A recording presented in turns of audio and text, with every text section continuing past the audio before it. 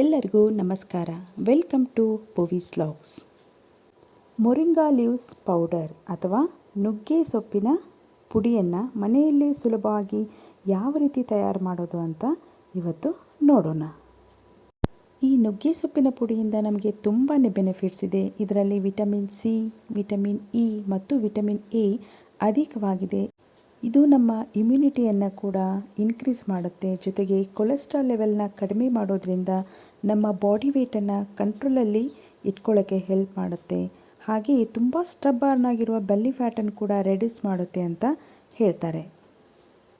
ಇದು ಒಂದು ಒಳ್ಳೆಯ ಆ್ಯಂಟಿ ಆಕ್ಸಿಡೆಂಟ್ ಹಾಗೆ ಆ್ಯಂಟಿ ಡಯಾಬಿಟಿಕ್ ಕೂಡ ಹೌದು.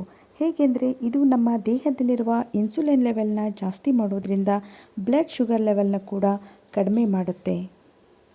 ಇದು ನಮ್ಮ ಚರ್ಮ ಮತ್ತು ಕಣ್ಣಿನ ಆರೋಗ್ಯಕ್ಕೂ ಕೂಡ ಅಷ್ಟೇ ಒಳ್ಳೆಯದು. ಇದನ್ನು ಮೊಸರಿನಲ್ಲಿ ಬೆರೆಸಿ ಹೇರ್ ಪ್ಯಾಕ್ ಥರ ಯೂಸ್ ಮಾಡೋದ್ರಿಂದ ಇದು ಹೇರ್ ಲಾಸ್ನ ಕೂಡ ಕಂಟ್ರೋಲ್ ಮಾಡುತ್ತೆ. ಜೊತೆಗೆ ಹೇರ್ ಗ್ರೋತ್ ಆಗೋದನ್ನು ಕೂಡ ಪ್ರಮೋಟ್ ಮಾಡುತ್ತೆ. ಇದು ರಕ್ತಹೀನತೆಯನ್ನು ಕೂಡ ಕಡಿಮೆ ಮಾಡುತ್ತೆ ಅಂತ ಹೇಳ್ತಾರೆ. ಇವಷ್ಟೇ ಅಲ್ಲದೆ ಇದರಿಂದ ತುಂಬಾ ಬೆನಿಫಿಟ್ಸ್ ಇದೆ.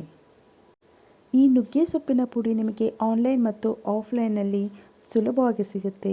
ಆದರೆ ನಾನು ಮನೆಯಲ್ಲಿ ಯಾವ ರೀತಿ ಸುಲಭವಾಗಿ ಇದನ್ನು ರೆಡಿ ಮಾಡ್ಕೋತೀನಿ ಹಾಗೆ ಪ್ರತಿನಿತ್ಯ ಆಹಾರದಲ್ಲಿ ಯಾವ ರೀತಿ ಬಳಸ್ಕೋತಾ ಇದ್ದೀನಿ ಅನ್ನೋದನ್ನು ಇವತ್ತು ನಿಮ್ಮ ಜೊತೆ ಶೇರ್ ಮಾಡ್ತೀನಿ.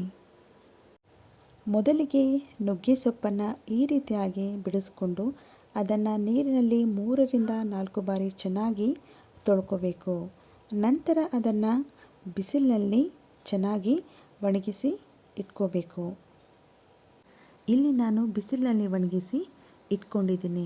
ಇದು ಇನ್ನೂ ಸ್ವಲ್ಪ ಒಣಗಬೇಕು ಅಂತ ಅನಿಸಿದರೆ ಈ ರೀತಿಯಾಗಿ ಬಟ್ಟೆಯ ಮೇಲೆ ಸರಿಯಾಗಿ ಸ್ಪ್ರೆಡ್ ಮಾಡಿ ಅದನ್ನು ಒಂದು ದಿನ ಪೂರ್ತಿ ಚೆನ್ನಾಗಿ ಒಣಗಿಸ್ಕೊಳ್ಳಿ.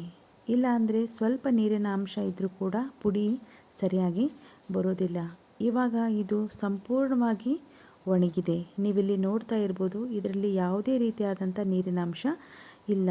ಇವಾಗ ಇದನ್ನು ಸ್ವಲ್ಪ ರೋಸ್ಟ್ ಮಾಡ್ಕೋಬೇಕಾಗತ್ತೆ. ಒಂದು ದಪ್ಪ ತಳದ ಪಾತ್ರೆ ಅಥವಾ ಫ್ರೈಯಿಂಗ್ ಪ್ಯಾನನ್ನು ತಗೊಂಡು ಅದರಲ್ಲಿ ಸ್ವಲ್ಪವೇ ನುಗ್ಗೆ ಸೊಪ್ಪನ್ನು ಈ ರೀತಿಯಾಗಿ ಹಾಕಿ ಇದನ್ನು ಸ್ವಲ್ಪ ಹುರ್ಕೋಬೇಕಾಗುತ್ತೆ. ತುಂಬ ಹುರಿಯೋದು ಏನು ಬೇಡ, ಸ್ವಲ್ಪವೇ ಸ್ಲೈಟಾಗಿ ಇದನ್ನು ಹುರ್ಕೋಬೇಕಾಗುತ್ತೆ. ನಾನಿಲ್ಲಿ ಸುಮಾರು 2ರಿಂದ 4 ನಿಮಿಷದವರೆಗೂ ಇದನ್ನು ಲೋ ಟೆಂಪ್ರೇಚರ್ನಲ್ಲಿ ಹುರ್ಕೋತಾ ಇದ್ದೀನಿ. ಇದನ್ನು ಕೈಯಲ್ಲಿ ಮುಟ್ಟಿದರೆ ಅದು ಸುಲಭವಾಗಿ ಪುಡಿ ಆಗಬೇಕು, ಅಲ್ಲಿವರೆಗೂ ಇದನ್ನು ಹುರ್ಕೋಬೇಕಾಗುತ್ತೆ. ನೀವಿಲ್ಲಿ ನೋಡ್ತಾ ಇರ್ಬೋದು, ಇವಾಗ 4 ನಿಮಿಷ ಆಯಿತು. 4 ನಿಮಿಷದ ನಂತರ ಇದು ಈ ರೀತಿಯಾಗಿ ಸಂಪೂರ್ಣವಾಗಿ ಹುರಿದಾಗಿದೆ.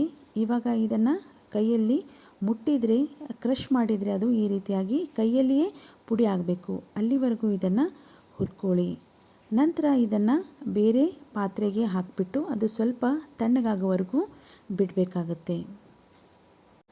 ನಂತರ ಇದನ್ನು ಒಂದು ಮಿಕ್ಸಿ ಜಾರ್ಗೆ ಹಾಕ್ಕೊಂಡು ಫೈನ್ ಪೌಡರ್ ಮಾಡ್ಕೋಬೇಕು. ನೀವು ಇದನ್ನು ಬಿಸಿಲಲ್ಲಿಯೇ 2ರಿಂದ 3 ದಿನ ಚೆನ್ನಾಗಿ ಒಣಗಿಸ್ಕೊಂಡ್ಬಿಟ್ರೆ ಇದನ್ನು ಹುರಿದುಕೊಳ್ಳುವ ಅವಶ್ಯಕತೆಯೇ ಇರೋದಿಲ್ಲ. ಡೈರೆಕ್ಟಾಗಿ ಮಿಕ್ಸಿ ಜಾರ್ಗೆ ಹಾಕ್ಕೊಂಡು ಇದನ್ನು ನೀವು ಪುಡಿ ಮಾಡ್ಕೋಬಹುದು. ಬಿಸಿಲಲ್ಲಿ ಚೆನ್ನಾಗಿ ಒಣಗದೇ ಇದ್ದಾಗ ಮಾತ್ರ ಈ ರೀತಿಯಾಗಿ ಸ್ವಲ್ಪ ಹುರಿದುಕೊಂಡು ಇದನ್ನು ಪುಡಿ ಮಾಡ್ಕೊಳ್ಳಿ. ನಂತರ ಇದನ್ನು ಒಂದು ಏರ್ ಟೈಟ್ ಕಂಟೈನರಲ್ಲಿ ಸ್ಟೋರ್ ಮಾಡಿ ಇಟ್ಕೋಬೋದು. ಇದನ್ನು ತುಂಬ ದಿನದವರೆಗೂ ನೀವು ಸ್ಟೋರ್ ಮಾಡಿ ಇಟ್ಕೋಬೋದು. ನೀವು ಇದನ್ನು ಪ್ರತಿನಿತ್ಯ ಬೆಳಿಗ್ಗೆ ಖಾಲಿ ಹೊಟ್ಟೆಯಲ್ಲಿ 1 ಗ್ಲಾಸ್ ಉಗುರು ಬೆಚ್ಚಗಿನ ನೀರಿನಲ್ಲಿ 1 ಟೇಬಲ್ ಸ್ಪೂನಷ್ಟು ಈ ಪುಡಿಯನ್ನು ಮಿಕ್ಸ್ ಮಾಡಿ ಸೇವಿಸಬಹುದು. ನಾನು ಇದನ್ನು ಗೋಧಿ ಹಿಟ್ಟಿನಲ್ಲಿ ಈ ರೀತಿಯಾಗಿ ಬೆರೆಸಿ ಇದನ್ನು ಚಪಾತಿ ಮಾಡಿ ಪ್ರತಿನಿತ್ಯ ಕೂಡ ಉಪಯೋಗ ಮಾಡ್ತಾ ಇದ್ದೀನಿ. ನಾನಿಲ್ಲಿ 3 ಕಪ್ ಗೋಧಿ ಹಿಟ್ಟಿಗೆ 2 ಟೀ ಸ್ಪೂನ್ ಆಗುವಷ್ಟು ಈ ನುಗ್ಗೆ ಸೊಪ್ಪಿನ ಪುಡಿಯನ್ನು ಹಾಕಿ ಅದನ್ನು ಚೆನ್ನಾಗಿ ಮಿಕ್ಸ್ ಮಾಡಿ ಅದನ್ನು ಚಪಾತಿ ಹಿಟ್ಟಿನ ಹದಕ್ಕೆ ನಾದಿಕೊಂಡು ಇದರಿಂದ ಚಪಾತಿ ಮಾಡಿ ಪ್ರತಿನಿತ್ಯ ಕೂಡ ಉಪಯೋಗ ಮಾಡ್ತಾ ಇದ್ದೀನಿ. ಈ ಪುಡಿಯನ್ನು ಉಪಯೋಗಿಸಿ ನೀವು ಚಪಾತಿ ಮಾಡಿದರೆ ಚಪಾತಿಯ ಬಣ್ಣ ಸ್ವಲ್ಪ ಚೇಂಜ್ ಆಗುತ್ತೆ ಅಷ್ಟೇ, ಆದರೆ ಅದರಿಂದ ಚಪಾತಿಯ ಸಾಫ್ಟ್ನೆಸ್ ಏನು ಕಡಿಮೆ ಆಗೋದಿಲ್ಲ. ನೀವಿಲ್ಲಿ ನೋಡ್ತಾ ಇರ್ಬೋದು, ಚಪಾತಿ ಎಷ್ಟೊಂದು ಸಾಫ್ಟಾಗಿ ಪದರಾಗಿ ಬಂದಿದೆ ಅಂತ. ಈ ರೀತಿಯಾಗಿ ನಾನು ಈ ನುಗ್ಗೆ ಸೊಪ್ಪಿನ ಪುಡಿಯನ್ನು ಪ್ರತಿನಿತ್ಯದ ಆಹಾರದಲ್ಲಿ ಅಳವಡಿಸ್ಕೊಂಡಿದ್ದೀನಿ. ನಿಮಗೂ ಕೂಡ ಈ ರೆಸಿಪಿ ಇಷ್ಟ ಆದರೆ ನೀವು ಒಂದ್ಸಲ ಟ್ರೈ ಮಾಡಿ ನೋಡಿ.